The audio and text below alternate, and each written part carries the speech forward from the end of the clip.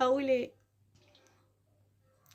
ما حميش العيال، يعني خليهم يعفنوا ما ياخدوش شاور، بجد والله.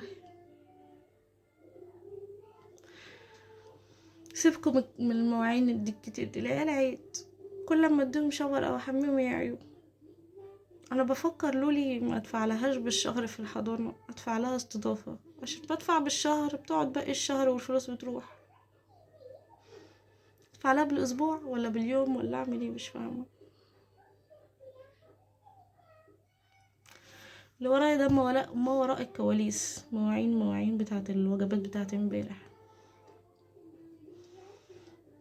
ربنا يشفيها بقى ويشفي يوسف، الاتنين تعبانين. طبعا المشروب الرسمي عملت لهم، غليت لهم لسه سخنة، غليت لهم ينسون ونعناع مع مرامية.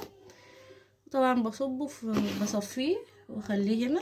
طبعا ايه، يشربوا بقى كل شويه كده، احط في كنكه صغيره يسخن، لا اما اللي عنده ميكرويف في الميكرويف يسخن كل واحد كوبايه يدفي معدتهم. بنت عينه ما حمهمش، خليهم يعفنوا. طب نبات بيات شتوي، نعمل ايه؟ باي.